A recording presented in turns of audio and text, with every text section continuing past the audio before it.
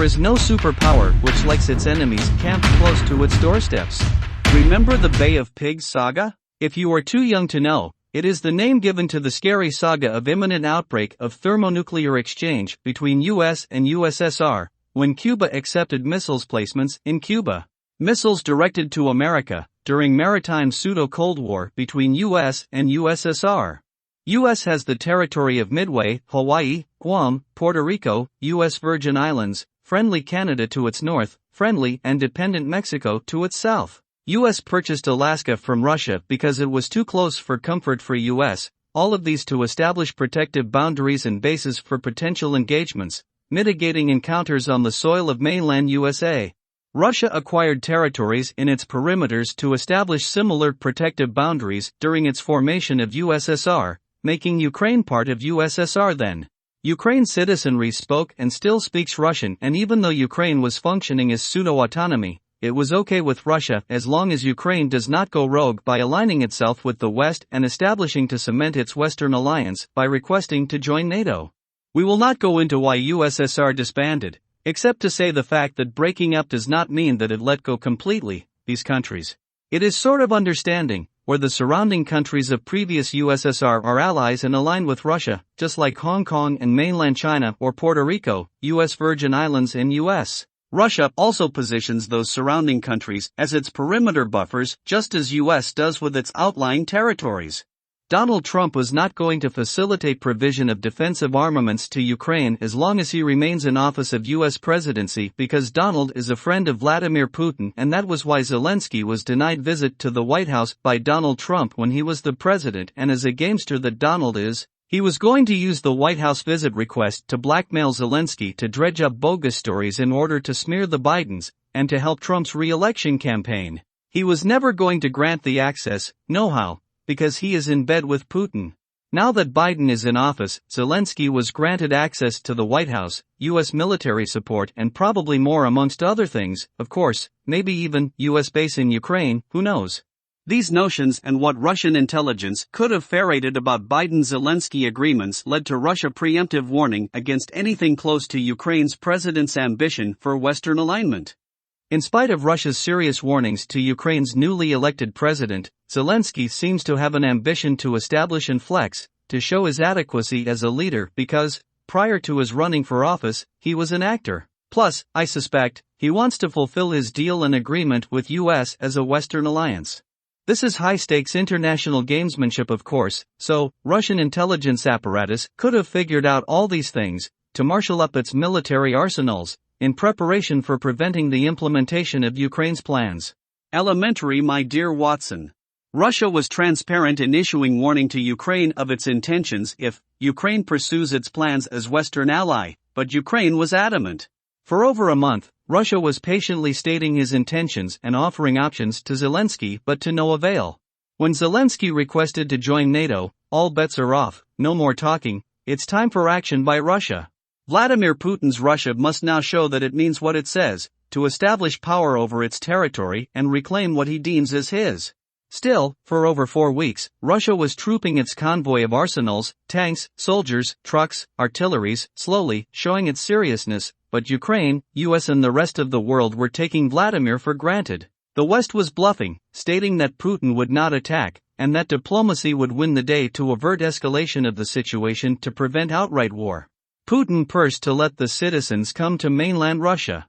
Some Ukrainians seized the opportunity, but most stayed back just to be caught between the rockets and underground bunkers with no food and water. The West miscalculated wrongly. Reputation and power base of Vladimir Putin are at stake. Russia must establish and flex its power, not for Ukraine but for the West and the world. Ukraine is just a pawn. Russia just developed new weapons which the West neither have, nor know how to counter and defend itself against. Hypersonic weapons, ultrasonic jets are a couple of them. Remember when American personnel had to be evacuated from Cuba because they were suffering from some mysterious brain illness, secondary to the mysterious sounds they heard? Go figure. So now, the invasion, as the West calls it, is fully on, but Russia calls it exercises in reclaiming its territory. Either way, fighting is seriously ongoing.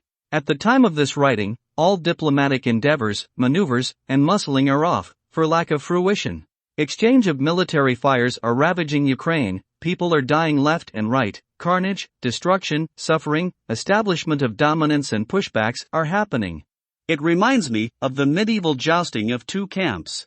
US installed embargoes on Russia, and on subsequent evaluation of non-effectiveness of the embargoes and sanctions against Russia, the West placed even tougher sanctions subsequently, closing all external Western outlet to Russia. Froze Russia from accessing funds to it could prosecute its exercises. Stopped financial exchanges and imports from Russia with the thought that Russia would be deprived of sustenance and thereby crippled, so he stops the war. Here is the point to state that 70% of the world population does not support the position the West is taking. India abstains, Middle Easterners are offish, Africans are non-involved as well. There are other pockets of European countries unsupportive of Ukraine and the West. For Russia to sustain itself, it dumped all his dollar holdings and established rubles, his national currency, as Russia international currency. That is, the countries who depend on Russia's oil, gas, raw materials, weapons, spare parts, food, etc., must pay in rubles, meaning, these countries will have to spend their dollars to buy rubles, and that is exactly what is going on now. At the inception of sanction placement, rubles dropped precipitously to almost half, if not more of its value, but Russia instituted rubles backed by gold, and within couple of days, until the time of this writing, ruble is higher in value than before the placement of sanctions. The other side of this war is that there are now two world financial systems, confidence-backed dollars versus gold-backed rubles. I wonder which one will prevail. The Western Alliance are backing Ukraine, if not for any reason but two, that Russia is communistic, a dictatorship as perceived by the West, and Ukraine, which is espousing to be democratic like the West. Seeing the military engagements, it seems Russia's gambit was with his older, passé tanks and guns, gaining modest grounds and suffering substantial losses as well, just as Russia probably planned. Russia may want to use up to extinction its older equipment as pawns. Russia's still gained tremendous ground, older equipment notwithstanding. The West is now providing tremendous amount of money, personnel, intelligence information and logistics to Ukraine military, plus providing heavy artillery, modern weapons and even America's classified weapons. This is a doozy. Ukraine claimed responsibility to bombing Russian oil depots on Russian mainland, destroying the complex in an inferno. Wah! Would Putin take that sitting down? No way. Expect the unexpected severe retaliation. It might be the beginning of the real McCoy World War. Remember Pearl Harbor? What did America do? This is another doozy. Vladimir Putin and Chinese President Xi Jinping met and appeared congenial just before the start of Ukraine engagement. The scuttlebutt is that the two leaders pledged alliance to helping one another, one communist country to another.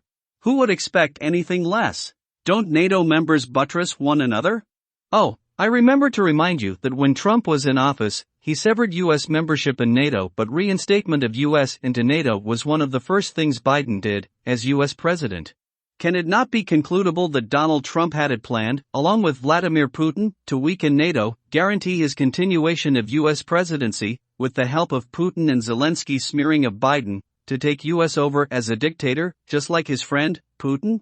And together, dominate the world, since NATO would then be without its dominant power, U.S., to fend off the two of them? They can weaken world democracy to convert all governments to dictatorships and usher in one world dictatorial order. Thank goodness that Zelensky refused to drudge up smuts to smear Biden as they wanted him to do. Thank goodness that Trump's Vice President Pence certified the election of Biden as U.S. president. Back to the war engagements, the use of more sophisticated armaments is escalating. Russia's Putin had intimated that nuclear weapon use option is not off the table during this engagement. He also warned that there will be retaliatory consequences if U.S. supplies Ukraine more than it already does. Now, Finland and Sweden, which border Russia on the west, are threatening to join NATO. Russia has responded that there will be retaliatory consequences for them or any of its border states joining NATO. Russia is net supplier of oil to the world. It is among the world's top exporters in wheat and petroleum. For example, Ukraine and Russia supply around a third of the global wheat supply. Russia was the 26th largest supplier of goods in the U.S. at recent time, making upwards of $22.0 billion worth of the U.S.'s imports. It supplies oil to Europe and U.S. as well. Russia also supplies natural gas to all those territories as well, and particular to Germany, and supplies other raw materials as well. It sells weapons just as US does. Now that the war is ravaging Ukraine, there are blockades of outflow and inflow of supplies, causing food shortage around the world. Plus, would Ukraine be able to plant? Farmers join the military, land destructions, and no supplies to support agriculture, etc. US and the rest of the countries of the world are feeling the effects of food shortages. Shelves are bare in grocery stores. Couple that with escalating inflationary pressures from US massive debts, overprinting of currency, pandemic resurgence, appropriation of funds to Ukraine, shortage to lack of supply chains items. Even if you live under the rock, you would have noticed by now that everything is made in China nowadays. So, things are getting serious. I wonder what would happen if supply chain blockade secondary to China's lockdowns, lack of productions, shortage of oil from Russia supplies, competitive financial systems, acrimonious wedge between communism and democracy, NATO alliance factions versus Russia's denouncement of juxtaposed states, and hunger. Something got to give. Vladimir Putin is not prepared to lose the conflict in Ukraine. I suspect he will do anything, including thermonuclear bombs, to achieve his aims and goals. Putin is fighting for Russia and himself. He does not care to level the whole of Ukraine. As you may notice, the quality of Russia's weaponry and its tactics are presenting with more sophistication with each round of Russia's attacks. So, if Russia controls the oil, natural gas, other raw materials, surrounds Ukraine by closing off Odessa and its perimeter, thereby preventing access to waters, the only point left for entry into Ukraine would through the air and Poland. And which one would be in better position? People without fuel for their jets and further to travel to get to the war sites, or people with all the fuel, food, water, not much to travel, on their home soil. These are drastic times, scary, because people are not just going to sit down and starve to death. Vladimir Putin is relentless to win the war and will level any Russia's juxtaposed nation, going rogue by planning to join NATO, even if he must nuke them. Too many moving parts. Somebody is going to make mistakes. There are too many potentially very combustible situations. It is better to be forewarned and be prepared than to bluff.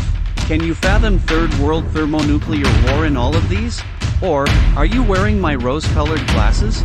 Get ready, get yourself organized, get non-perishable food items, enough for you and loved ones, for at least a year. Staples like bags of rice, beans, dry goods, like dry milk, variable nuts, planting seeds. Get survival equipment as well. Get medicines, sources of water or water cleansing gadgets, sources of power, like portable solar, batteries, matches, and things you feel are necessary for you, loved ones and neighbors as well. To prevent the inevitable worst, giving up of Ukraine may be a better option. It will save the world.